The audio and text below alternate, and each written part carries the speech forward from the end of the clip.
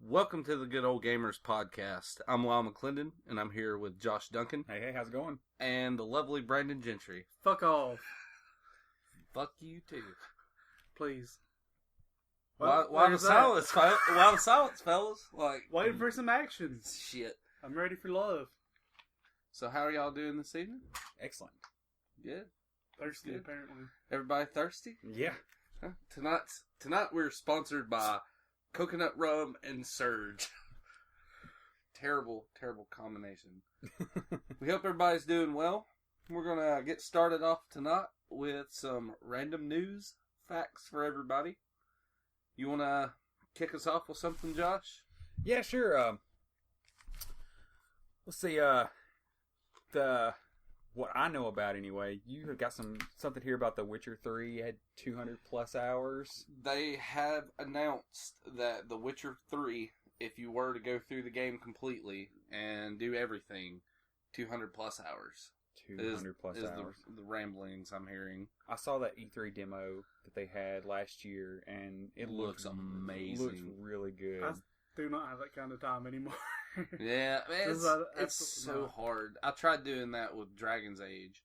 Oh, yeah. Inquisition, recently, and it's really hard to get in something that sucks you in that deep right now. Yeah.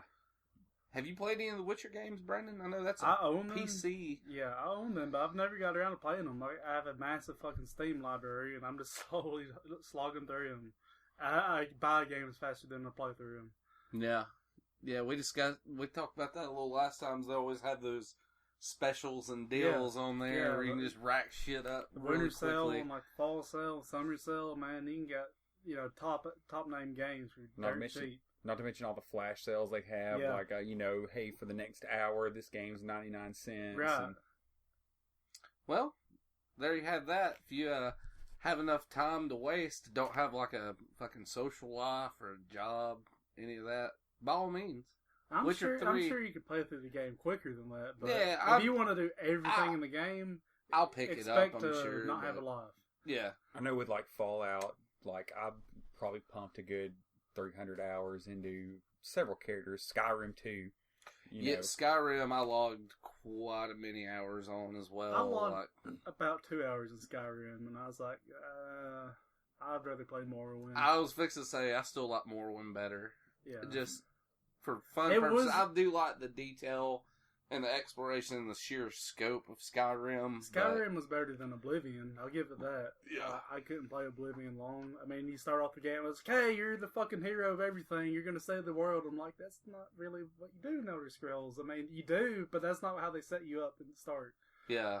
You just kind of go around and do your own thing, and you slowly progress in the story. But in Oblivion, it's right off the bat. The Emperor. Everything's went to hell. Yeah, the it's your Emperor's time like, to "Oh." save the fucking day, soldier. The Emperor's all like, oh, you're the special guy I saw in whatever fucked up drug-induced visions I have. Don't go alone. It's dangerous out there. These mushrooms make me start a war. Well, I think the next one is something. Yeah, they announced Halo 5. They announced the date for it, and then something was really funny. Did you notice the download size of their there was a Halo 5 beta page that came out. Like, this is what it's going to look like in the store. The date they have is 10/27 of this year. Their download was 10.27 gigs. God. No, it's an April 1st joke. Oh, okay. Durk. I think it's an Illuminati conspiracy myself. 10/27, 10/27. I mean, I'm sure y'all can figure something out. It's just Frank O'Connor being a dick because he does that. He loves that shit.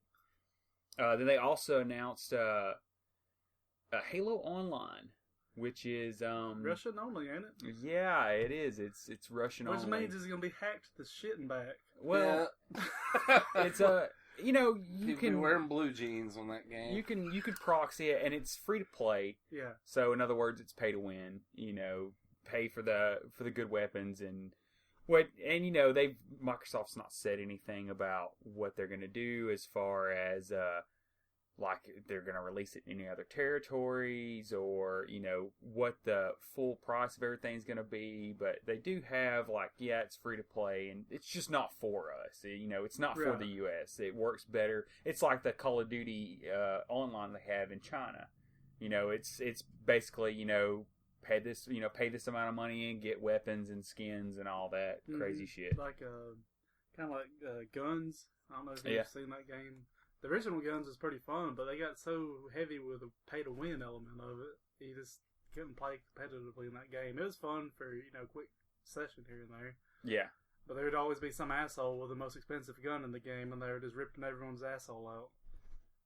That makes it no fucking fun for anybody. Now, there's some free-to-play games out there. They're pretty fair. Like PlanetSide 2, you can buy all the guns, but one gun isn't necessarily better than another. They just fill different roles. Mm-hmm. And you can earn all the guns in games just by playing the game. So their shop's pretty fair. I would like that, because that's one thing I do hate about GTA Online, is the fact that you have to level up to such ridiculous levels to get certain guns unlocked.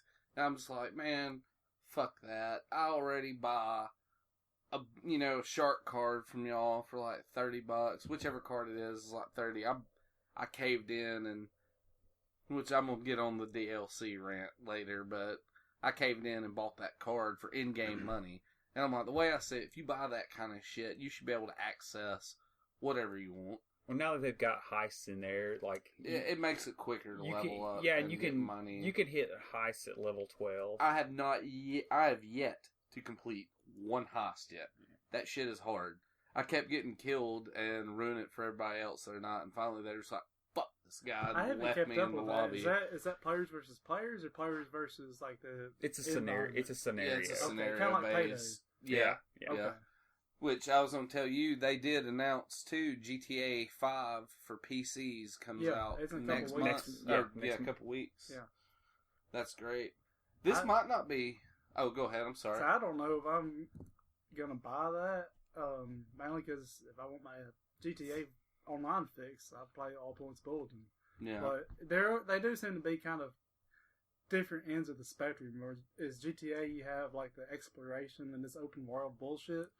And you have a little bit of that in All Points Bulletin, but it's more competitive matchmaking type thing, where you're in an open world, but you get set up in matches against criminals or the generic cops and enforcers, and you just compete in these scenarios that are kind of generated randomly. Yeah. Well, that's one thing I do love about GTA Online is that's the reason I haven't leveled up any faster than what I have, is because a lot of the time, instead of running missions or doing this and that, I'll just go straight to just cruising around the map, my 6'4", and jocking the bitches, slapping anyone who's played All Points Bulletin knows about dump truck griefing. It's horrible to experience when you're on a mission, but fucking fun to do when you're just fucking off. Dump trucks in the game, as you expect, start extremely slow, but they have a whole lot of momentum. And you can just random people's cars in the buildings and just blow them the fuck up. Wow. Or just start getting dump trucks and just close off entire city blocks and just ruin people's time with it. It's a dick move, but it's a fun move. Maybe that's what we should do for our first Twitch cast, which is upcoming in a couple of weeks. But maybe that should be something to be fun to do. Technically, it's a bannable offense. Oh, well, maybe that's not a fucking good thing to do right off the bat. I don't know of anybody that's ever been banned for it, but maybe if you're twitching that you're doing it, then you might get some attention. Yeah, well, just ignore our last fucking comment then, and I'll do it. Just, don't do it to such an extent that you're going to ruin the game for tons and tons of people. Yeah. You fuck with somebody here and there, and no one gives a shit. To me, even when it's happened to me in mission, it's just the random chaos of it. Even though it fucked me over, it was funny. So yeah. Right now, they've got more issues with their patches downgrading their graphics. Like the last patch they put out for GTA 5 on the Xbox One somehow downgraded their damage models for the cars. So there's parallaxing and all that with the actual game. Like it downgraded in visual effects. After they just patched it to update all the visual effects, they've now downgraded it by accident, and they said a patch was forthcoming on it. Very nice. One thing I wanted to bring up, this might not be new news, this is new news to me. I read, going through Kickstarter the other day, there is actually a company coming out in 2016 with a brand new cartridge-based console, 16-bit. It's called the Retro VGS. They have the patent for the Atari Jaguar casing and molding has been up for years. They use them for fucking dental tools now. Like, they've licensed it out, and it's like they take the old, Atari Jaguar mold, and it holds like some sort of lights and drills and shit like that, But they're building these consoles in that. And I just seen the other day on Kickstarter where they're, gearing up to come out with this in 2016. That's pretty cool. Thought it'd be cool for everybody to check out. Yeah. Retro VGS. I've got into it a little bit, but I hadn't really just, dove into it completely. Hopefully they make good use of it by making new games for it instead of just being like these shitty dollar store consoles you can find that just have like 1,000 Atari games on them. Plugs into your RCA jacks and it's really just a piece of shit that breaks in a month. Perfect point. Nobody can see this, but the Game Stick. This was a Kickstarter project. I bought this piece of shit from GameStop. It worked fucking 3 times and quit working. I spent like $30 in games I've got downloaded on this son of a bitch. And now it doesn't work. And it sucks because the games were kind of cool, but, can't fucking play something if it's broke. Like the Ouya. That was... Oh, God. Well, I mean, okay, yeah, there were a couple of games, and I can't remember. There were a couple games on there that were pretty good, but everything was Android-based, and which meant that it could just be hacked to shit and back. There were a lot of developers who were like, oh, yeah, we're behind the Ouya, and then it immediately dropped out of it. Because they were like, actually, we've got all these other manufacturers saying, they'll actually pay us instead of the Ouya. I was like, oh, you'll get exclusives. I got a random aside for a cartridge-based kind of shitty systems. If you're a parent and you got little kids, check out the Leap TV. It's actually a decent little system for them. It's got a little camera, kind of like the Kinect. They can interact with the games. It has kind of like its own little Wiimote with it. But it's a cartridge-based system, and it's fun for them. You just need to have good lighting for it. Yeah. I thought it was going to be just a rip-off turd, but it was surprising. So, Leap TV. Yeah. they got games based on like various kids' cartoons. My daughter loves the Jake and the Neverland Pirates game. But it's good for little ones. If they're 7 or 8, they're probably getting into real console territory there, but Leap TV is good for little ones. Yeah, like an introductory. Yeah, most of the games have like elementary school level academia in it, like basic reading or math and stuff. Mm-hmm. And then some of them are just plain, fun little games for them. That's cool. Yeah, something to keep in mind. I've seen a few like at thrift stores and shit, but I figured it was a child console, but I didn't. I thought it'd be kind of like the VTech.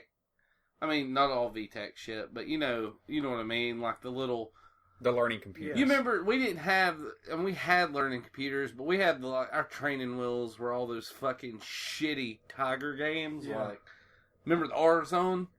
Like you look like a fucking cyborg retard walking down the street. Like, mine was. What are you doing? I'm playing Virtua Fighter. I'm like, well, that's fucking impressive.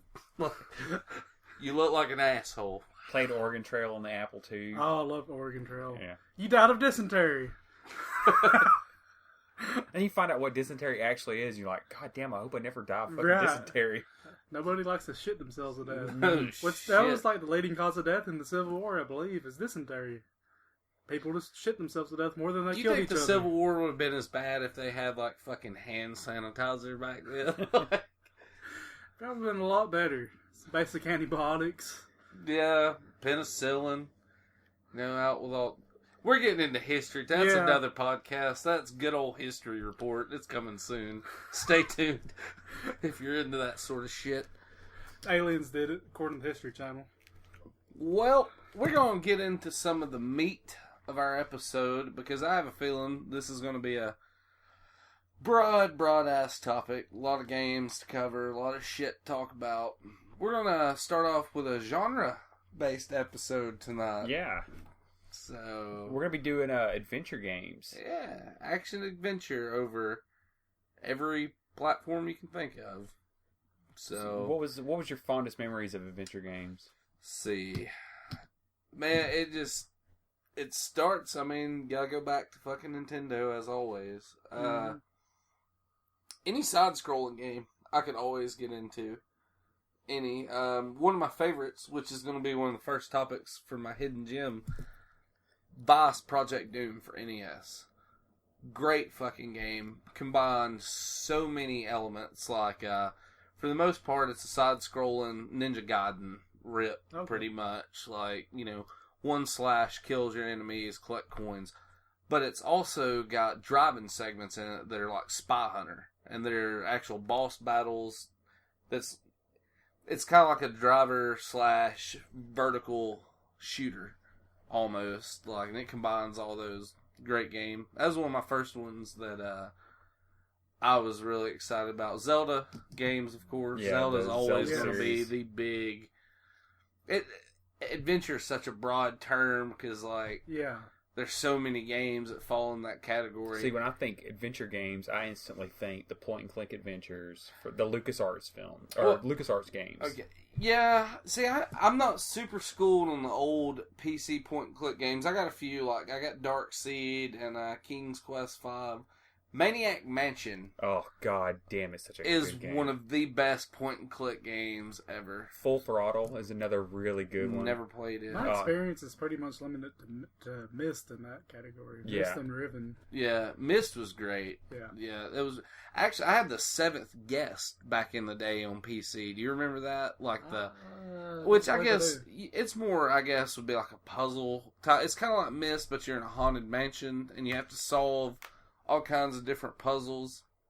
It was actually a rather impressive game for its day because it had it was able to like have a pre-rendered environment you would go into, but it would like ghosts would be video file, like, you know, real video, kind of like true video or whatnot, whatever you call that shit. I'm trying to think, like, there was a name for it, like on Jesus Sega Christ. CD, I've had you know, 3 beers. like Shit. What the you've hell? had 3 beers. Yeah. Wow. I've That's none beers impressive. and I can't think of it, but I should know it. God damn it. We'll have to edit all this out so we don't. No, it's fine. People were probably sitting there like, I'm confused fucking too. I don't know what it is, but it can fuck off. Yeah, it can go to hell and die. Clock Tower for VM PlayStation. Full motion video. Yeah, FMV. that's it. Yeah. God Holy damn. shit. Yeah, FMV. I have a ton of Sega CD games and they Fucking are... Night Trap. Oh, goddamn, Night Trap. What was the other one? I had Corey Haim Double Switch. Yeah, It's got yeah. Corey Haim in it, like pre-pneumonia. Never mind. I ain't gonna go there. Are you but- saying you masturbated to Corey Haim? No, I was just gonna say pre-pneumatic Corey Haim because you know he died of fucking pneumonia. So if you want the truth, there it is. I'm sorry, but But yeah, it was Double Switch. I don't know. It's such a broad term. What was some games that really? like I said, What was some Full more that set you Throttle, off? Maniac Mansion. My wife can pretty much go through Day of the Tentacle in less than an hour. Still never played Day of the Tentacle, It's- and it's stupid that I haven't because I love Maniac Mansion so well. All those Scum Engine games were Mhm. so fucking good. Like, I think you can do Maniac Mansion in probably an hour and 45, and my wife has figured out how to streamline all the way down to get every single thing just as quickly as possible. Just to see, and she'll go through it. We have a PC that nothing on it really works, with the exception of she can run a Scum Engine game, and pretty much all she runs is Day of the Tentacle on it. Very nice. like I said, Full Throttle, which is one of those games that was my first real introduction to the PC, because I never had a PC as a kid, and yeah, like that was one of those games that, like, learning how to do the point and click, that was super fun, and that came out in '95, I think, and had Mark Hamill reprising his role from the animated series as the Joker. He's Rip Burger, and he's the main antagonist of the game, and it's such a great game, and it's all fucking motorcycles and like almost cyberpunk post-apocalypse. Yeah. So it's really cool. That's cool. Now, dude, there's so much of that shit I've never heard of. Well, I'm just in the dark on, because I wasn't, like you, I wasn't a PC owner up until I was, I remember my neighbors, I always had Nintendo, Super Nintendo, but I remember my neighbors used to have, like, a computer, and they had one of those old school flight simulators on it, and I just was like, oh, God, give me one of them motherfuckers, Yeah. spitting and rubbing on it kind of deal, like IBM, and I didn't have access to those. Maniac Mansion is one, of course, I had access to it. Shadowgate for NES was a fucking great one. It's almost dungeon crawler, but it's not. It transitions like a dungeon crawler. But it's like, you go into a room and there's a flagpole and a pit and a rope. And if you don't take the rope and latch it to the flagpole and climb out of the room, the pit will open and you'll fall to your fucking death. It's frustrating point and click. One wrong click, you're fucked. Like, go back to the beginning and start over. And, like Dragon's Lair. Fuck you, Dragon's Lair. Fuck your mouth, Dragon's Lair. I love it, but damn, what an unrelenting fucking game. Yeah. Like, God Nothing almighty, like seeing a dude. pile of bones over and over and over and over. I got it on Sega CD, dude, and the other day I almost threw my controller through that fucking TV right there trying to play it. I just got up and walked away from it. I was here, I remember. No, well, yeah. You've seen it. Walk man. forward, die. Walk forward, die. God damn it, what do I do Walk here? forward, jump, die. And then you're like, walk forward, jump, swing your sword, die. Then you go back, walk forward, jump, swing your sword, jump to the left, die. It's like playing a stupid fucking game, as Simon says. Like, yeah. It's like it's a classic. I'm sitting here just talking shit about it, but, God. Playing it on Sega CD, the only thing I can think about is like those, because that was an arcade game originally. Right. And I'm just like, those poor bastards that had to pay to play 50 this cents fucking... dead. 50 gone. cents dead. Like, there was old ladies, like, at the casino fucking lining up playing Dragon's Lair, chain smoking Virginia Slims, They're like, I'm gonna get this shit done tonight. Like, no, you ain't. And if you do, you're a fucking warlock or a witch or some shit. Like, There's you've put Dirk in the Dragon's Lair. any of you are in the into MMOs in the Secret World, there's an investigation mission where you actually find these PCs and flash drives that have pieces of text-based adventure games on them, and to solve the entire the overarching mission, you have to play through these adventure games and get various clues out of the adventure games inside the game. And I thought it was really fucking awesome. What's it called? The game is The Secret World. It's an MMO. It's really awesome. That sounds really cool. Yeah. They did a similar thing with Call of Duty Black Ops, where they have at the start screen, if you struggle a little bit, you get out, like, you're strapped to a chair, and you actually will get out of your restraints, and you can find a computer, and you can play Zork.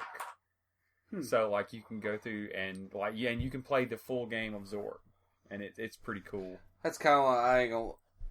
People might look at me different for this, but Animal Crossing, dude. Oh, Animal Crossing. One of the best things on Animal Crossing is getting the NES and getting Donkey Kong and is Donkey Kong and Excitebot. Yeah, I think so. And just I already got them, but it's like one thing to get it digitally and be like, I have a copy within a copy. Man, and Animal Crossing was a really good game anyway. Talking about some games that'll suck hours away from your life, man. I cheated that shit though. I'd always move my system clock up. Yeah, give me the Halloween swag, even though it's fucking June. Like, give me them shit. I think everybody did that on the GameCube. That was super easy, and then it came out for the Wii, and it was just you couldn't really do. No, it was the DS. The Animal Crossing on DS. It'll. I'm not.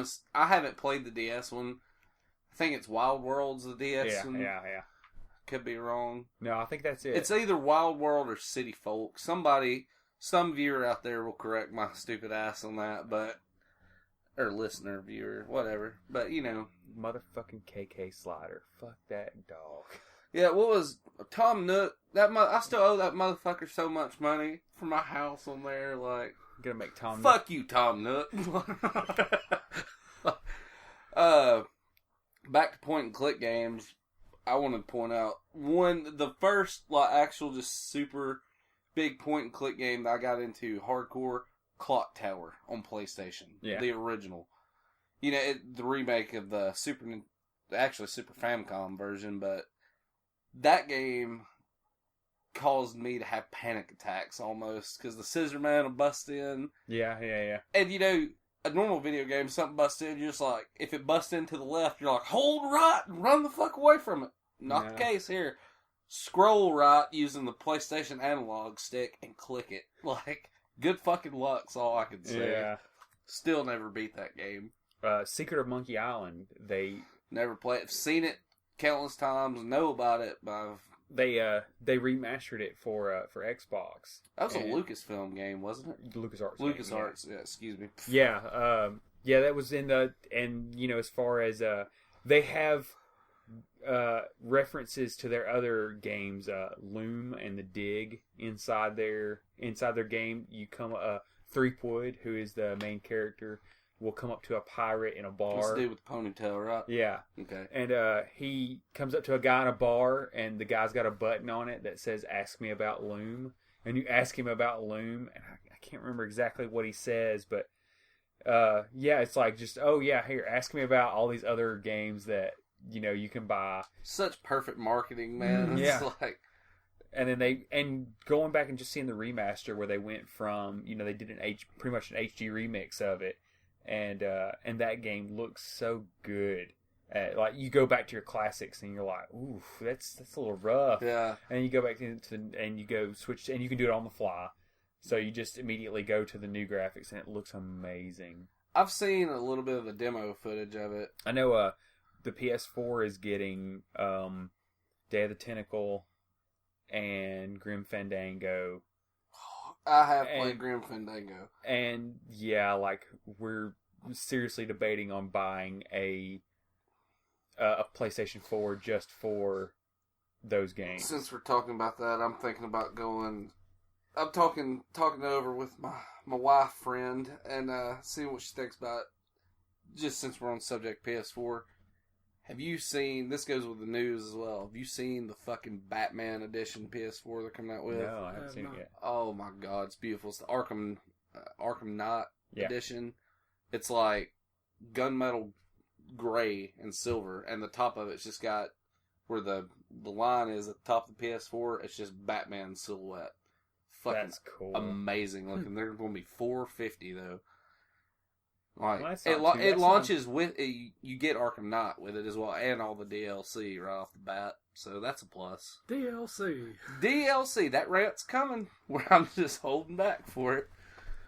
Talking about adventure games, one that I want to bring up that I was reminded of today. I went to a retro game store earlier in Huntsville today, and I actually own the game somewhere. It's packed up. Shenmue for Dreamcast. Yes. Oh, yes. Shenmue is excellent. I wanted to talk about that so bad because to me, that's a perfect adventure style game. Like, people complained about that game because the majority of it is you walk around and fucking talk to people, but the sheer amount of things to do in that game, that's why I bought a Dreamcast initially. That was what won me over. I know on Shenmue 2 you could race ducks. Yeah. But Shenmue 2 is good as well. Yeah, I saw a video of just Thursday of someone like getting to the duck race, or you could bet on ducks, and it's duck racing, and you're like, what the fuck is going on here? Thank you, Japan. I have never had more fun driving forklifts and beating the shit out of people so I could buy the little gotchas. That was my mate. Capsule Toys Yes. took all my fucking money on Shenmue. That and going into the arcade and playing Super Hang-On. Like, Yeah. I wasted all my fucking money on that. I almost actually bought another copy of that because mine is loose and it's scratched to hell. Man, what a great game. If you don't own Shenmue, I highly recommend you find your ass a Dreamcast and buy that shit. Or at the very least, burn you a copy. Yeah, I mean, you know, whatever. if you like ISOs and things, like, That's what put Dreamcast the beauty of under. Dreamcast is it plays burn games. Yeah. That's That what was put it under. pretty much, you know, that's... Every Sega console, except for the Saturn. The Saturn requires a mod, I think, but Sega CD, all day long. You know. We don't need to be talking about that shit. I like how you put your email address in the last episode. Yeah. I don't care. I haven't caught any backlash yet. That's why we got a lawyer. Fuck it. So, Those were for educational purposes only. Yeah, anyways. like, we're not condoning that you do anything that you hear on this podcast. We're not saying you should do it. We're just saying, You should probably do it. yeah. You know. It's the O.J. Simpson thing. Like, I didn't do it, but if I did do it, this is how it would have went down. Well, we're getting into dark territory. We need to stop. My first, I don't know if you'd really consider it adventure, but it kind of is. But the original Fallout game and Fallout 2. yeah, that's Yeah. some good games. I played those games inside and out. They were really excellent. I've only played the very first one, and I did enjoy it. I actually had a copy that you burned me back in the day. Oh I yeah, played, and and I liked the Fallout 3 and above, but they don't hold a candle to the original 2. I mean, See, I'm the exact opposite. I would rather play, because, again, I wasn't so connected to the PC. I would rather play hours and hours of Fallout 3 and Fallout New Vegas than play I play the older ones, and I'd rather play the newer ones. God, the hardcore mode in Fallout New Vegas. I liked that. My Having wife, to keep up with your my- water and my wife has completed everything. I think with the exception of one. I think she's got every achievement except for one. She did it on my gamer tag, so that helps out. But yeah, she's 1750. Like, I know she did Skyrim, and she loves those Bethesda games. Like the new, like when E3 when it rolls around, Bethesda's got their own press conference. And that's going to be really exciting because I'm hoping they're going to announce a new Fallout. I think their biggest turd to date is Elder Scrolls Online. It's just kind of a big shit fest. I never got to play Elder Scrolls Online, but everybody I've talked to is like, stay far fucking away I never from had it. high hopes Like, for it, and I'm glad I never did. I've got to where I hardly ever get hot for a game anymore. well, there's a lot of issues with the server for that. Am I right? Yeah. Is that There correct? was. I don't know if there still is. Yeah, I mean, I'm sure they've patched things by now, but that's one game I can't really talk any shit about because I've yet to play it. But everybody I've talked to says it's not. You look at it. I've been told you expect it to be like an online Skyrim, and it's And the it's furthest thing from that, Mm. like imaginable. Yeah, they put it out for, or it's coming to Xbox One. I don't know. I don't think it's out yet. But someone had said, "Oh yeah, it's free to play," and I was like, "Well, if it's free to play, I'll try it." And it's like, "Oh no, wait, it's free to play, but you still have to you don't have to play the subscription anymore. You still have to buy the game." Yeah. So Yeah, I that's was just- how the Secret World is. They made it buy to play, which gates out a lot of unwanted people from playing. Because anyone who's played an actual free to play game knows there's a lot of little asshats running around, either gold spammers or people just trying to export the game, or just be griefers and jackasses. So having that initial small price tag at least gates out some of that. the only free to play game I've ever really played was World of Tanks, and god damn it, that's a good game. Yeah, That is I don't know what it is about that game, but I could sit there and play that shit for hours. hasn't it got kind of pay to win here lately? I haven't played it in probably 2 years. I recall reading that they've kind of drifted in that direction. I know I bought the double XP that you can get. It was like $5 for double XP, and you get, I think, 12 hours of double XP. And I thought, well, that's really cool. I'll try that out. You know, it's $5. It's a free game, so I'll flip the developer some money. Yeah. And as it turns out, like, it's 12 hours continuous, not 12 hours of playtime. That's how most of it is, and I hate that, because I can't sit down and spend 12 hours playing a fucking video game.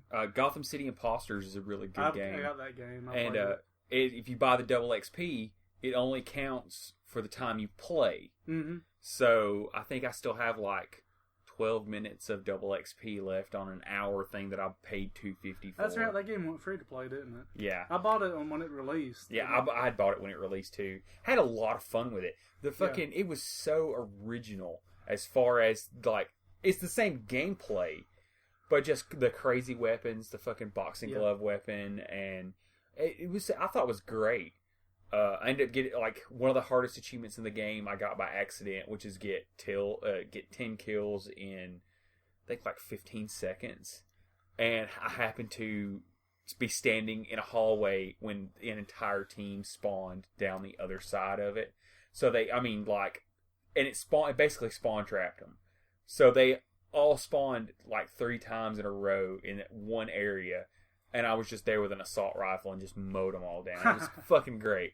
And I've only seen probably 4 or 5 people with that achievement who have played that game. And that was one of those things where I was like, oh yes, I just got like a fucking 10 kill streak. And not very many people have that. Now, it's really popular in Europe. And I've noticed, like, anytime I play, I usually play early in the morning when I get off work. And a lot of French guys love that game. Because I always hear a lot of people speaking French, and I'm like, well, that's it's not a coincidence. It must be. Yeah, it's happening over there. Yeah. Like, I didn't play that game quite as much as I wanted to, because when it released, I was very heavy into playing Team Fortress 2, especially with a buddy of mine.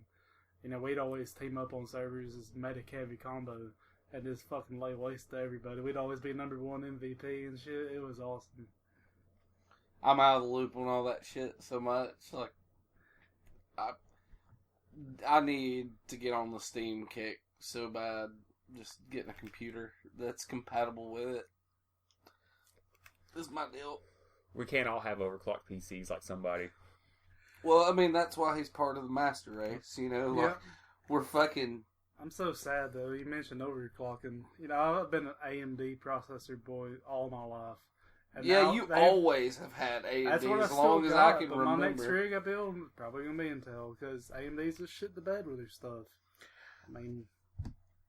You know, I've heard a few other people talking that the AMD stuff here, like the more recent things they've come out with, have caused them like some great grief. I bought my last upgrade as AMD against better judgment. It's like, well, I'm going to overclock it as always. AMD's always been good for overclocking, and I overclocked it good, but I don't have the performance I was expecting. I really wish I would just went with an Intel board. Intel.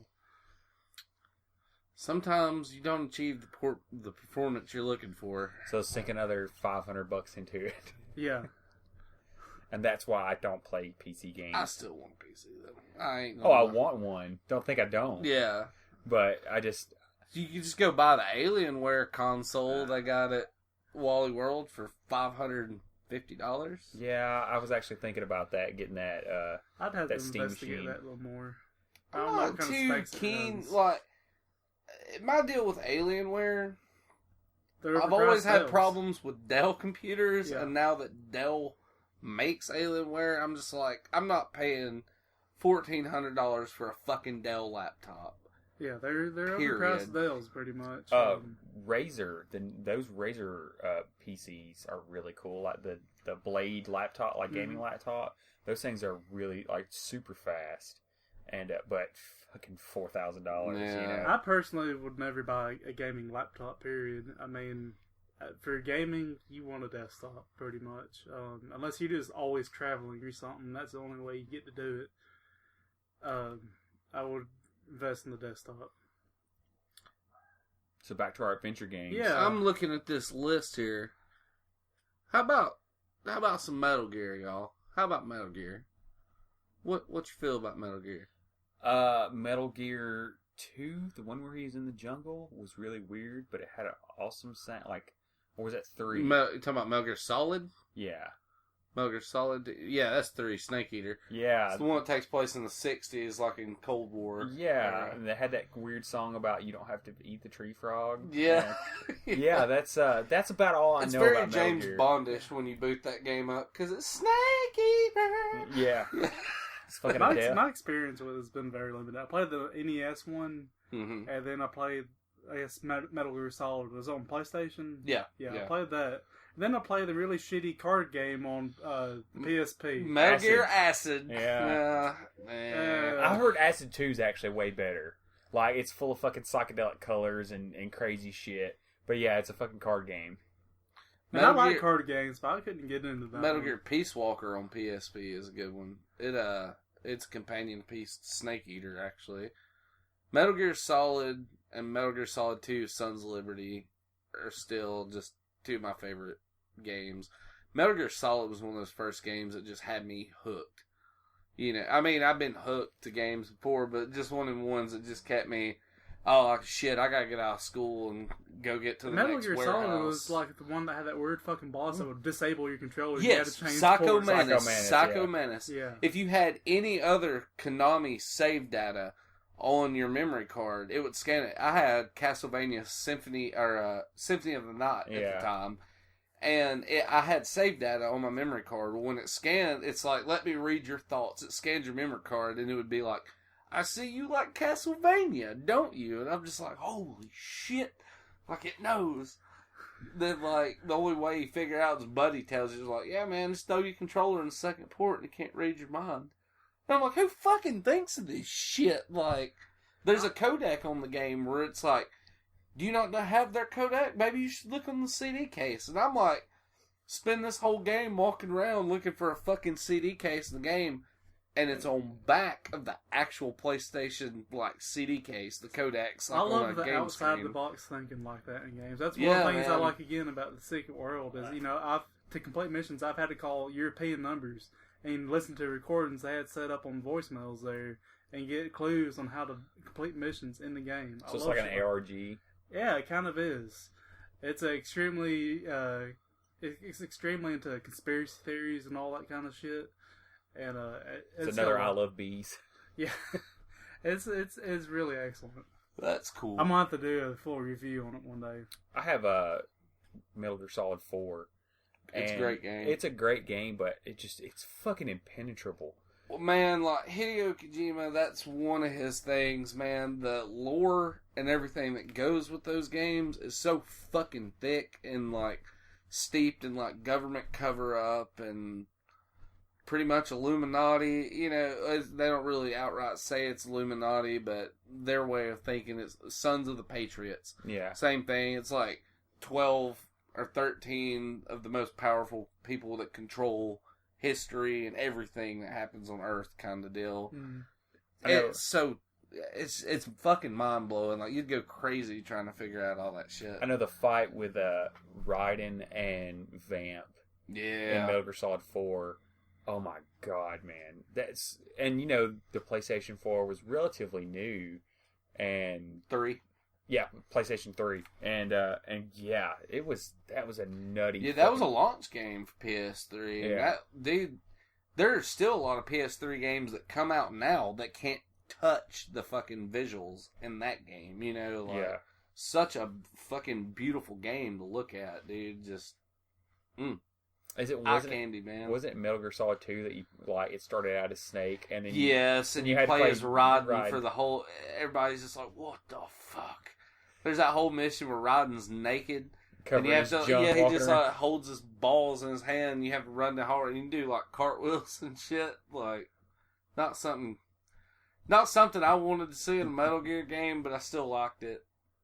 It was kind of. And now Hideo Kojima has left. Has exited. Well, has he left yet, or is he leaving? They've taken his name off all the Silent Hill, in trouble. All the productions all the Kojima productions, they've taken his name off of it, and he tweeted out a photo of of a helicopter, and he was like, "Yep, it's I'm out." And pretty much, I think he wants to go into film, and He'd be good at it, I think. well, he is a rock star in video games. He is a nobody in film, and that is the thing that's the catch to it. Yeah. Where you're dealing with a $30 million game. Oh, now you're dealing with a $300 million game. You know, that's a totally different world. He's got some credibility. In Japan, he'd be a big success. Probably not here as much. But that's what he wants. He wants to break out here as a film director, and so he's pretty much, had everything taken off of all the websites, and there was some group, like crazy Metal Gear group, like went through and started doing a whole bunch of research, and they noticed that they've taken his name off of almost everything. Phantom Pain is his name. Are they still calling that a Hideo Kojima game? Yeah, because it's done. Okay, well I didn't know. Like, Metal Gear Solid 5 has been so fucking perplexingly confusing to me, just with the whole Ground Zeroes thing, and now Phantom Pain, and I don't know. I think it's one of them things. Every time he makes a fucking Metal Gear Solid game, he's like, "This is my last one," and I'm like, "You said that fucking 3 sequels ago." It's like Kiss's farewell tours. Yeah, no shit. Like, farewell, part 17. Like, goddamn, y'all been going away for 40 years. Just make it over with. Fucking Gene Simmons still needs to make some money. Yeah. Don't get me started on fuck Kiss. Hey, Kiss had a pretty awesome video game for Dreamcast. Kiss Psycho Circus? Yeah, the first person shooter. Yeah, that was kind of cool. We ain't gonna get into the logistics of Kiss, though. That's gonna come in the good old metal show that's coming soon. They're making all these shows all for these us. Fucking spin-offs. So, what about Legend of Zelda: Ocarina of Time? Excellent. And one of the best games of all time. I usually go back. I try to play it once every year, once every 2 years or so. I'm usually about once every 2 years. Link to the Past is still my most favorite game of all fucking time. That's like my all-time number one most favorite game. See, I'm actually a Ocarina of Time, Majora's Mask person. I really like Ocarina of Time. I don't care for Majora's Mask. I have Majora's Mask on 64 and 3DS XL, and I never played through it on 64, and I'm at the same fucking problem with it on 3DS. I'm just like, I kind of lose interest. I hate the time mechanic with it. See, I think it's great. I just want it to be just straightforward flow. Like, I want to be able to explore at my own will without the fucking world ending every 3 days. Like, yeah, and a lot of people do like that. Yeah. And I'm not knocking it completely. It's different for a Zelda game, and that's good. You need difference between games, but it's a good game. It's not my cup of tea, really. Yeah, that's my deal. Like, I'm not bashing it. It is a Zelda game. It's probably one of my least favorite Zelda games in the series. I mean, next to fucking Link's Adventure. There's an adventure game for you. Link's Adventure. What a difficult piece of shit. That was the side-scrolling one, right? Yes. Yeah, I hate Part 2. See, I have that Zelda Master Collection for the GameCube, and I think it has like A Link to the Past. It has Zelda 2 on it. Mm-hmm. And then it has Ocarina of Time and Majora's Mask, and I'll usually go through. I think the only reason I even actually have a GameCube anymore is just so I can go through and play Zelda, and when I find enough people to play Mario Party, because I love Mario Party. Mario Party's awesome, especially the older ones. Speaking of Mario Party, if y'all would like to get down, that place we went to today is having a Mario Mania tournament. April 19th, they're playing Mario Party 10, Mario Kart 8, and Smash Brothers tournament. I couldn't play any of those games as a tournament besides Smash Brothers because they just piss me off. I suck shit at Smash Brothers. I do too. Dude. I'm terrible. But with the real setting, Smash Brothers is fair. And all these other games, man, you just get screwed over by random shit that's pretty much out of your control. In Mario Party, like, you're playing a fucking board game, like, Fuck it, keep rolling. Ones. Fuck. Oh, sweet 6. We need that sweet 6. Like, you ain't gonna get it. You gonna get everything but that fucking 6. What now? New action adventure games. I recently did a review for it on the website. Ori and the Blind Forest. It's a Metroidvania game, and it is fucking beautiful. The most beautiful fucking 2D game you'll see to this day. Yeah. It is excellent.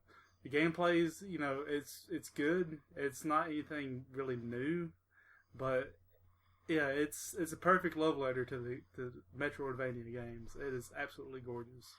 I like the Metroidvania style. Yeah. Like, I'm still playing through it. One unique thing about it is so far the bosses, they're not really traditional bosses that you kill. You usually try to outwit them or just run the fuck away from them. Yeah. Try not to die. You're not really taking down some big ass boss.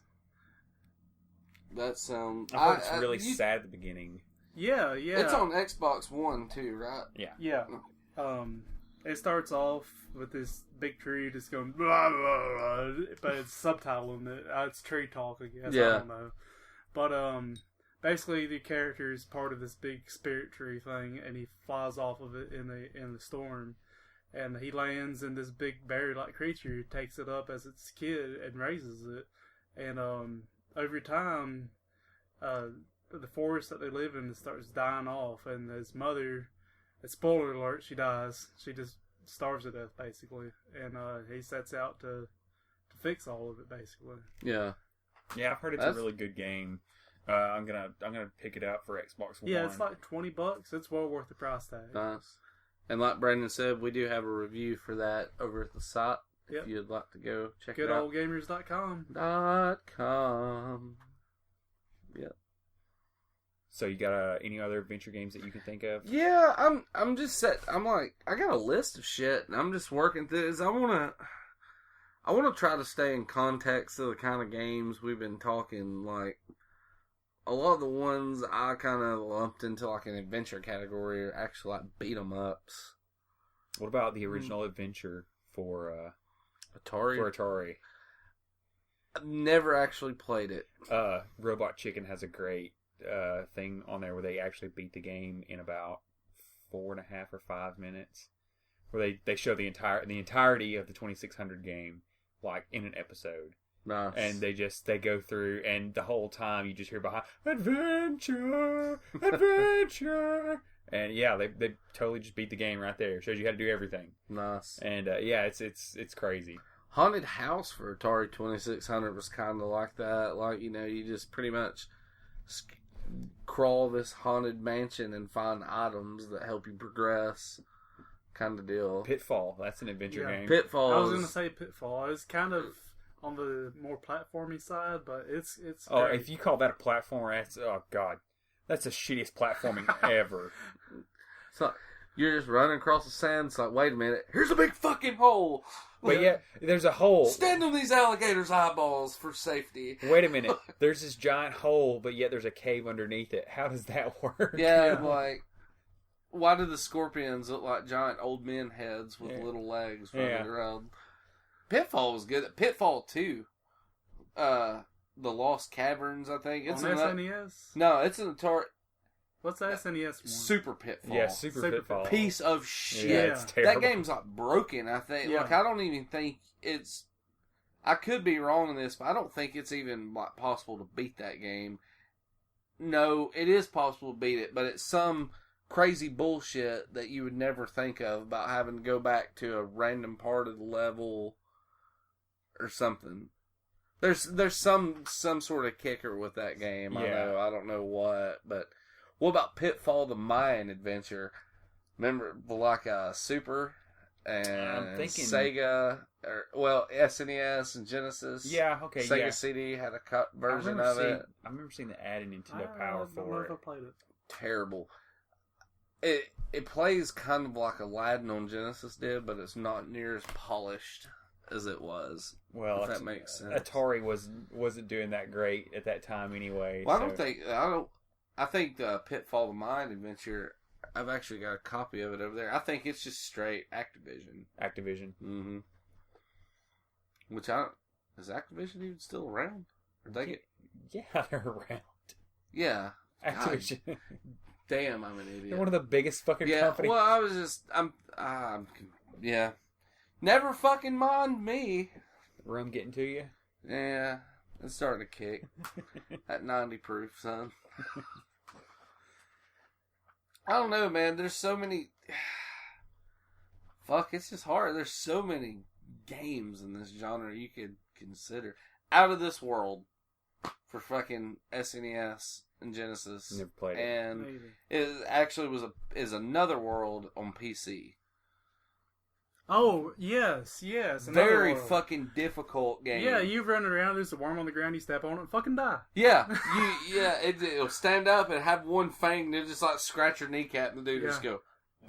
Yep. Yeah, Yeah, dude. you go into some caves. I think I'll go left. Well, you're dead. You get teleported through dimensions to an alien planet, and everything is real fucking meticulous. Like, pretty groundbreaking shit for the time. But like, for example, you walk into this room and you see this big green globe hanging in the middle of the room, and you see like a white dot, like just moving on the bottom of the globe. Well, you don't think about that.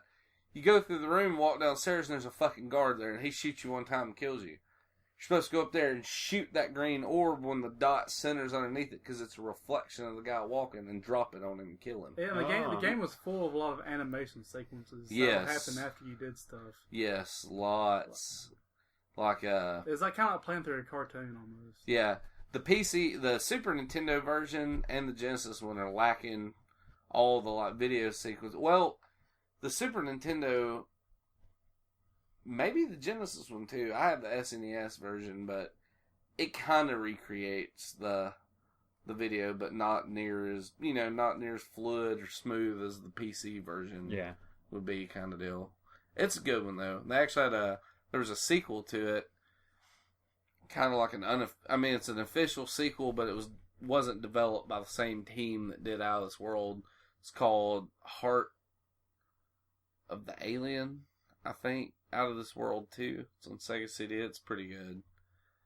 It's one of them games. It's kind of like a point and click. Lots of fucking trial and error.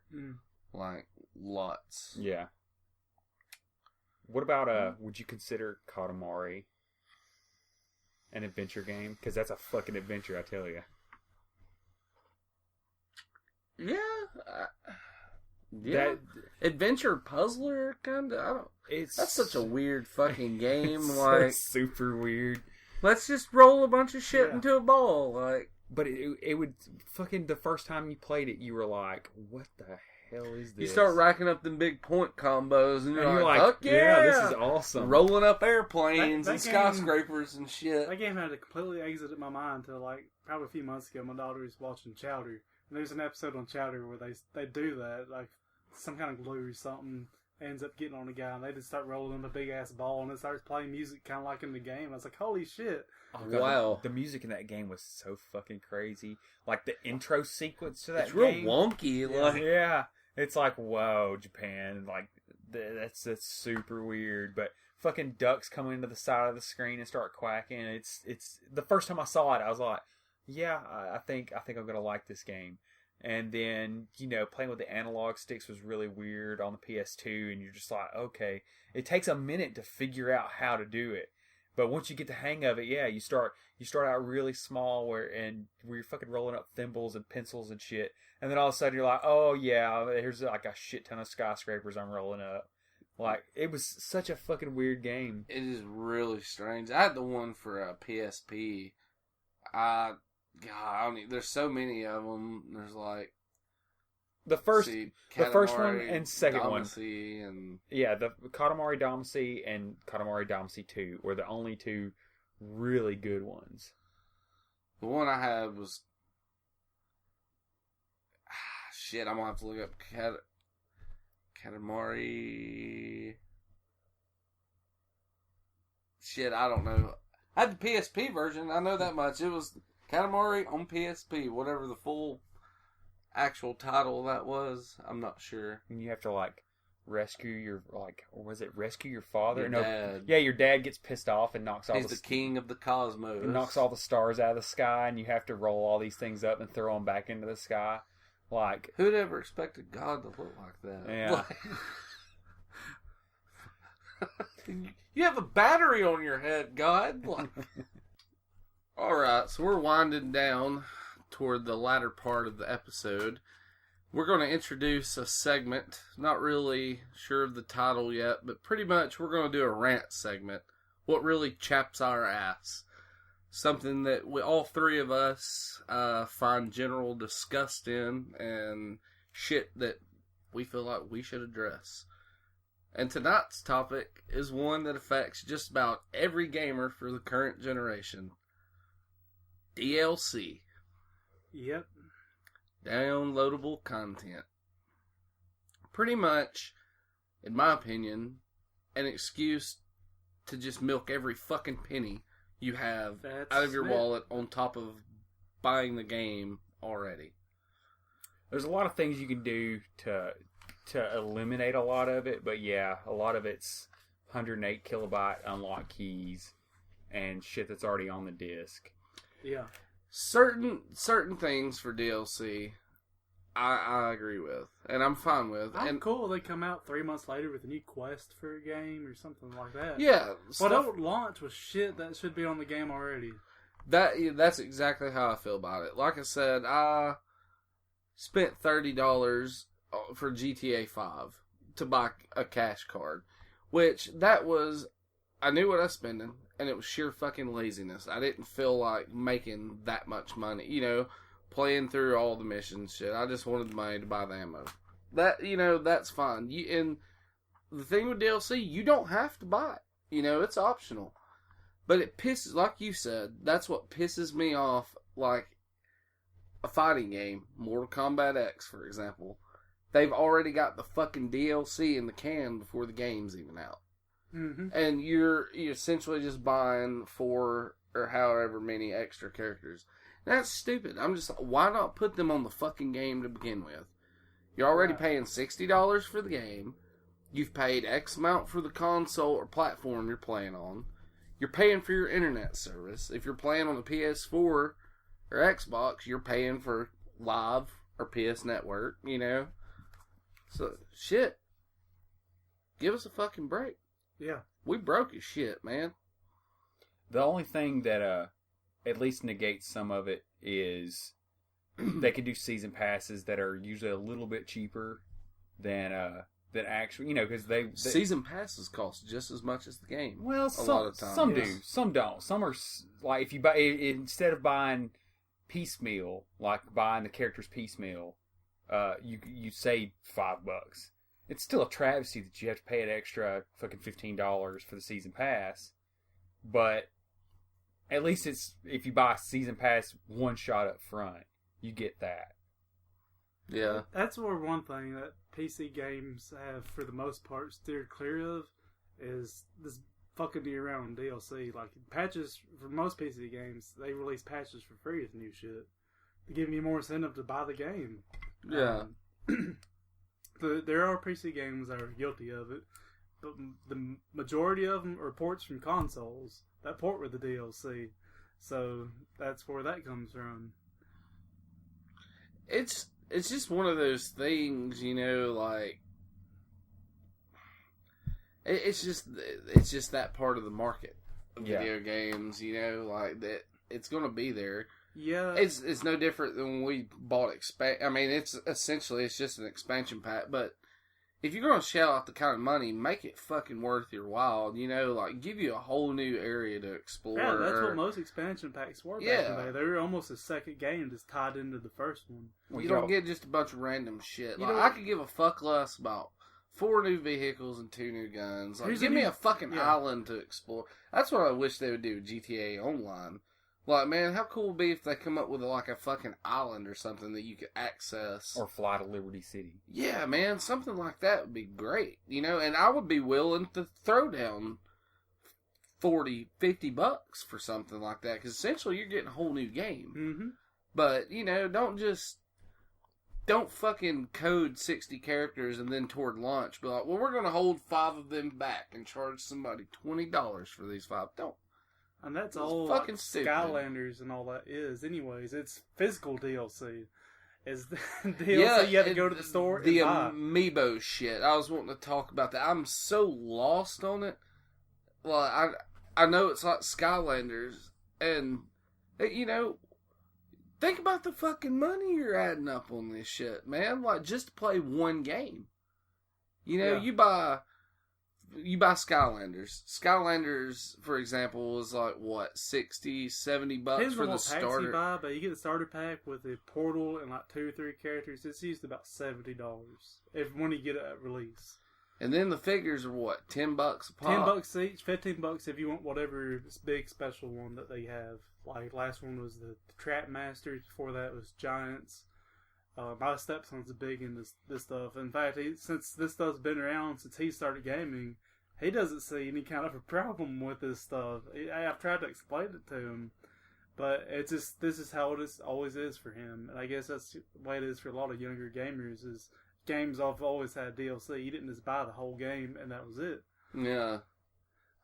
That that was one thing definitely with like the older cartridge generation. Like, I mean, imagine like with NES or SNES or Genesis, any of that shit. Imagine if there would have been DLC like cartridge packs that come out for Right. that. Imagine if you had played Final Fantasy VII, but they sold you the extra discs on the side.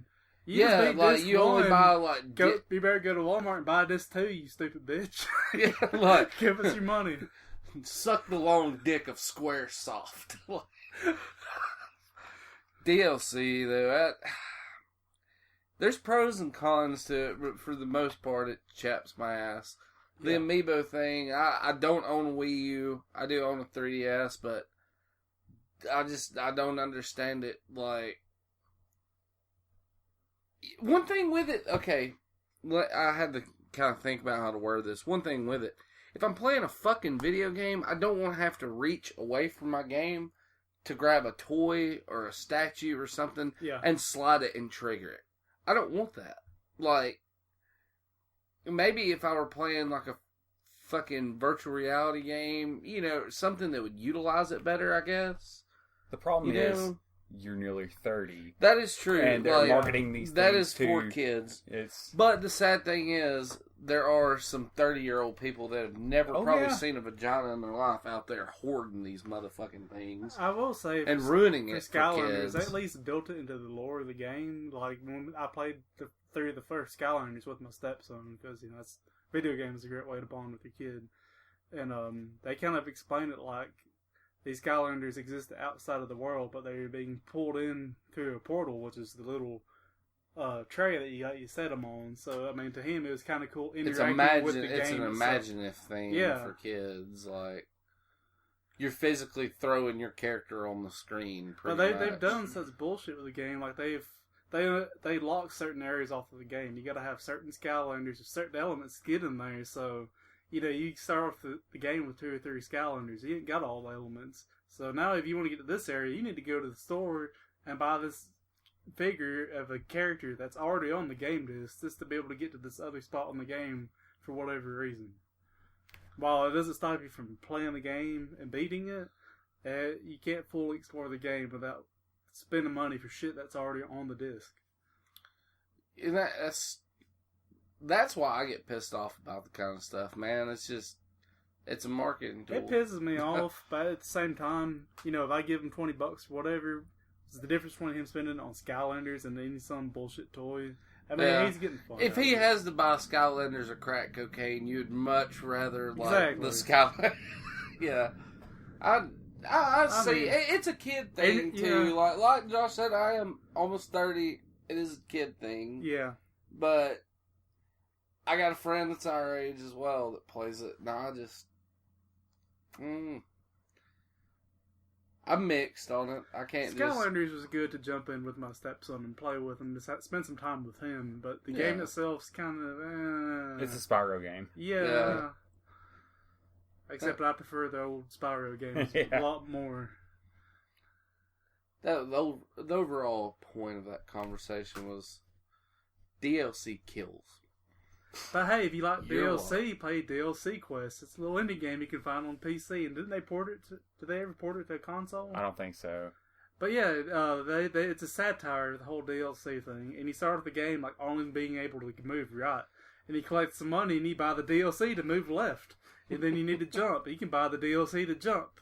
And DLC for like stereo sound and color. It's like pretty funny. Bare bone You ass can play through the whole game legitimately in like 20 minutes maybe. But it's only like $2 or $3 to buy, but it's funny. That's cool. We'll have to look that one up. Yeah. Well, I guess that'll conclude that for our What Chaps My Ass segment. We'll have something to be pissed off about next week. I'm sure we'll ramble about. Well, Brandon has a game review. Yeah, He has a... Go ahead. No, I was... Do you have a title for what? I don't really. It's a shitty game that Digital I played. butt fuckery. Yeah, I'm going to start playing shitty games so you don't have to. You can hear about how horrible they are and avoid the pain and misery. This game is Scarlet Blade. If you know about it, it's probably because you've seen advertisements on a website of big titty women wearing little to no clothes, just hanging all over the screen and just selling the Everyday shit out of life, sex TV. pretty much. Right. So I downloaded the game and went through all the shit. And the first thing I noticed is the game has 7 classes when you start off. And it's an MMO, by the way. It starts off, you got 7 classes. They're all tied to a gender. So you're the medic or assassin or whatever. They're all girls. Well, there's actually one male character who happens to be fully clothed. Such a stark contrast to all the females who are barely wearing anything. There's also like a 12-year-old girl looking thing if you're a pedophile. I guess the Lolitas is what they call them, the lollies. Yeah. But yeah, most of the costumes except for one female and the male character are extremely skimpy. Just tits in your face, just everything. In fact, when you load up the game, the first thing you see is like a big half-nude woman in your face that says, "Hey, this game is like for mature audiences only." Like, well, it's a little late for that, but okay. Man, that shit, like... But yeah, I picked the medic because it was the skimpiest out of all of them, so I figured I'm going to go balls deep in this. Yeah, no pun intended. I named my character "My Tits Are Flopping," seemed to fit. There's 2 factions in the game. There's the Free Knights, which they make to look kind of like America. They're just all about freedom. Then there's the Royal Guards, which I guess they call it more like the communists or something. But you get in the game, the UI is extremely cluttered because you could have like a million fucking hotkeys. There's all kinds of keys to get to your just way too much shit at one time. Too much shit to learn to play a fucking video game. Right. Even for MMOs, which are notorious for this. Yeah. It's extremely cluttered. Sheet to go with your keyboard. One thing I noticed when I first exited the game, a little like preteen looking NPC character comes up on there and she's like, are you willing to turn me off already? I'm like, oh god. But all the quest givers in the game so far that I've seen are all female and they pop up in 3D and immediately they got this massive fucking rack of naked tits is flopping around in your face. I mean, they've almost got the other live beach volleyball. Oh boob my physics, god! Where one boob will just start gyrating violently, just scaring the shit out of you. The haunted titty. Yeah, the game plays like World of Warcraft and all, where it's what I call sandwich combat. Your character auto attacks. And, you got other skills that go on and off cooldown. You just, press 1 for this skill, 2 for that skill. And you can probably sit back and eat a sandwich while you're playing the game. Or, use your hand for other things. Fapping. Yes. In fact, the game goes so far to play for you that any kind of quest you have to go talk to an NPC or kill monsters, you just click on the little quest text, and your character runs all the way there. You ain't got to explore or do shit. You can just sit back, watch your character's tits flop around, and beat your meat or whatever you want to do. Multitask like a motherfucker, essentially. There were surprisingly a few redeeming qualities about it. The environments were pretty well fleshed out. I mean, I don't think many people were paying attention to them. I need to set my drum set up for shit like that. The music's okay. The animations of the game are really smooth. I guess that goes with the whole boot physics thing. They want to really sell that to you. The voices in the game, when your character does moves, like there's a character that uses whips, and every time she'd use her whip, she'd be like,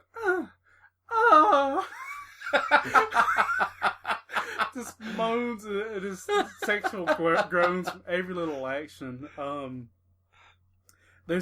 such a game, there's surprisingly few character creation options. Most of those games that sell you that shit, you can customize your characters all you want, but on here it's pretty limited. I guess so they could achieve that really smooth physics and stuff. Like, just keep your mind on the titties. Don't put too much thought into this over here. Keep thinking about the women. When you get to, I think around level 20 or so, you get to a big city where there's a club in there. And this club is this kind of meat beat station. Your character gets in there and like there's little dance floors where your character automatically starts dancing and shit. And apparently I didn't have the money to get in there, but there's a VIP room where if you go in there, your character starts doing like stripper dances and stuff. Oh my god. Pretty much it's the end game. I mean, fuck grades and shit. This is where you want to go if you're playing this game. So many preteens are going to clog up their keyboards. Yeah. I'm pretty sure they have some kind of device that they sell, like a little plastic keyboard cover or something. Yeah, it's like those things that doctors they have at hospitals. Yeah, like the plastic sheet that covers the fucking keyboard. It is free to play, so it's run off a cash shop.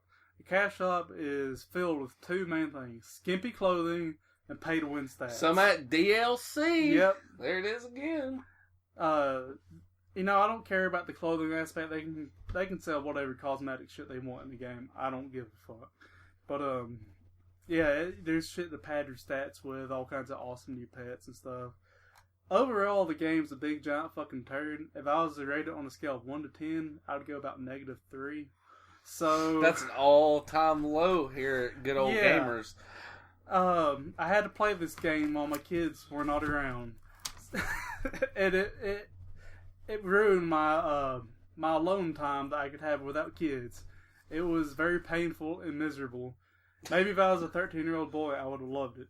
But I'm not. It's a great game to play if you want to get rid of any significant others you're with. They'll probably drop your ass in a second. It's also a great game to play if you don't want a significant other, because you will not find one while you're playing this game. It sticks to you somehow. I don't know. You could just tell it's kind of like the Ring. You play a round of it, and you just get a phone call. It's like 3 days. Yeah, I mean, if you play this game for hours and hours, I guess females could just smell loser on you. I don't know. But yeah, avoid this game at all costs. So you heard it there, folks. Not a good game. I'll find some other shitty game to tell y'all about next week. Nothing wrong with that. Our purpose for doing that is, like Brandon said, it's kind of like a fucking tornado warning. You need to know what kind of shit's It's a community service announcement. Yeah, like it's like neighborhood watch for your video game in life. Like it's like Tom Hanks in Mazes and Monsters telling you not to play Dungeons and Dragons because he might end up like in New York trying to jump off the Twin Towers or something. Happens all the time. And every day it's a struggle. Like they made that book into a movie. That was a book? Yeah, I read the book. Yeah, it's one of Tom Hanks' first movies. Mazes and Monsters. I had no idea. Oh, God. And thank you, Tom Hanks, another proud supporter of Good Old Gamers podcast. Somebody send him a vintage typewriter. Yeah, I'm pretty sure he'd love us. Well, we've been talking about doing a question segment if we had enough questions from people. At some point, we'd answer anything that anybody would throw at us. We do have our very first question and our only question, so we'll answer it. Nathan Earl of Coleman, of course, somebody we know, has asked us about if we think that kids today are spoiled with things we didn't have in video games. Instances being checkpoints, the capability to play games online, and the ability to be able to save games on the fly pretty much wherever. That's a little yes and no, I'd say. Some of that's just game improvement. I mean, I'm going to be honest. Some of it Oh, is, yeah. I mean, you get better the more you play something. Yeah. Every Or game's even got a just learning as- curve to it. Even just the design of games now. Yeah. But at the same time, you know, there is something to be said of playing all the way through like Maximum Carnage and beating it. I mean, kids these days, they're probably not going to experience anything like that. But no, like, you do have a checkpoint system in most games now. Yeah. You know, there's very few. Like Dark Souls, Dark Souls 2, those games are meant to be unrelenting on your ass. Yeah. So Yeah. things like, you know, we won't talk about shit like that, but when it comes to like basic games, it is a lot fucking easier. And a lot of it too is kids have more access to the internet. Yeah. So if you get fucking stuck, it ain't shit just to go on GameFAQs. let's yeah. Google a walkthrough of it, you know. And back in the day, you got stuck. You either had to look in a fucking game magazine or call the 900 number, which I never did. I wrote to Nintendo Power one time, and I got a letter back from the counselor, but by the time I got the fucking letter back, I'd already solved the problem that I'd written about initially. And to a degree, that's actually ruined some of my gaming experience. For again, the Secret World, there's these investigation missions where you really got to go into some fucking detail and history and stuff to figure out these missions. And when googling legitimate research for the missions, like the game has a browser built in just for researching, and I've had to start putting tags on my Google searches to leave out game spoiler sites. Because they'll ruin the fucking mission for you. I mean, it'll be right there in like the pretext to Google. Like, yeah, this is how you beat this part. Fuck, I wanted to figure it out myself. Yeah. What do you feel about that, Josh? You think kids are spoiled in current games? A lot of, to me, a lot of games like that, most of the online community is, you'd be surprised what would come out of the mouth of babes. Yeah. Yeah, getting called a Expletive deleted. online is not the worst in the world, or not the best in the world, but Right. you know, you did that to like somebody in an arcade playing Street Fighter, and You'd get stabbed to death. or at least fucking punched. Well, Yeah. arcades in the 90s, if you've ever seen an advertisement, I mean, we've all been in, but the way they advertise them, this is not a place you want to be. Yeah, Everybody's wearing neon and smoking cigarettes. Yeah. There's not any fucking lights turned on. Sounds like heaven to me. it's just like the Ninja Turtles movie. Yeah, man. It really is. Ninja Turtle RoboCop 2 has a great... Yeah, The punk kids run the arcade scene. Earthbound. Yeah, the little The shark gangs in the little arcade. fuckheads in Earthbound that just want to ruin your day. Kids are spoiled on certain things, but that's the thing with technology, you know. Like, easier games sell more. I mean, just to be frank, because a lot of people just don't like getting their ass kicked. attention spans aren't as long as they used to be Yeah. either. Like, which I like a game I can pick up, like, and play 5 minutes of it and put down. Yeah. yeah, Like yeah, Trials. I do too. Trials HD and Trials Fusion. Like, I love those games. The I can, motorcycle games. Yeah. I can pick those up, play, or get frustrated within 15 minutes, and then put it back down, and then just start over again. You know, just as soon as I go to sit down in front of the TV. Yeah, Yeah, there's a good place for that. But there's also, you know, games that I would like to just make a weekend out of, you know, and try and beat a hard ass game. yeah. I agree. I don't think it's as much kids are spoiled on shit as much as kids just don't give a fuck about that kind of, you know, like they want to get one of the beauty or the things I guess about Call of Duty and all that shit that a lot of kids play is the death matches and shit. You know, you play a 5-10 minute death match and then you can walk away from it and do this and that, you know, and you can save it to a point where if you're playing fucking Shinobi 3, you better set your ass there and play through it. And if you're not, you better leave your fucking console turned on, your TV turned off, and come back. Yeah. You Hope know, somebody like, doesn't trip over it yeah, and or unplug it. bump it or something and jam the fucker up. You know, a million terrible things can happen to you in that time period. I guess kids, to answer the question, they are and they aren't. Right. Because, I mean, it's the generational thing. You know, they didn't grow up with... You're not going to be good at shit, as good as shit, as the people are that grew up with it. You know what I mean? Yeah. Like, Yeah. a kid born in 1990 is not going to have the badass skills of somebody that was born in the 70s with a fucking Atari. You know, what you grow up with. Yeah. Kind of deal. So, I guess that's how you answer that. Thank you, Nathan, for the wonderful fucking question. Y'all keep them coming. We'll keep answering shit the best way we know how, which is just stuttering around the subject, trying to find an answer. Yeah.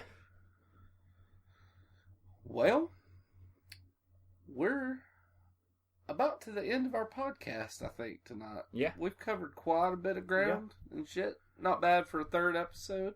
I need to do some shameless plugging while we're here. Mm-hmm. Go to our website if you haven't already, goodoldgamers.com. Y'all write this shit down, We now. got a Steam group, Good Old Gamers. You just search in the Steam groups, Good Old Gamers. Facebook.com/Good Old Gamers Podcast is our Facebook. We got a Twitter going at Good Old Gamers. I've been posting updates on that. And we still have the Twitch that we're trying to get going, twitch.tv/Good Old Gamers. Hopefully soon, me and Lyle and whoever can start streaming something. I would like to stream that Dungeon Quest board game. We could all get together and stream that one. That would be fun. Yeah. That's the next step, is we're definitely fixing to get some game action rolling with everybody. Yeah. We're going to hopefully start doing some Xbox One broadcasting, you know, just peddling some shit. Yeah, Might could get together, play some ROMs. we're not pro gamers, but, you know, we can play some games. And try Yeah, to we keep you can entertained. hang. Don't worry. We can hang. That ain't an issue, you know. But, yeah. Like Brandon said, goodoldgamers.com. If you're on Facebook, Good Old Gamers Podcast on Facebook. Find us on there. Send us your questions. Before too long, I mean, it's going to be a little bit. We got to get a few more episodes in, but we tossed around the idea of having some guests. Maybe if somebody, you know, knows your shit, wants to get on there, send us a letter or a message. Tell us why you'd be good. Come by and bullshit with us one night. You know, spice things up a little bit. Any day now, if the internet gods be willing, our podcast will be published on iTunes and on Stitcher. Yep. They're just pending approval right now. I don't see any reason why they wouldn't be approved, but yeah, hopefully in a few days we'll be on there. Tell your friends, tell your parents. If you're fucking telepathic, just send a brand new miniature to everybody you fucking telepathically communicate with, I guess. Well, thank you for tuning in. There's a thing around here we like to say, and I think, Josh, you should say it to him. Hey, until next time, game over, man. Game over.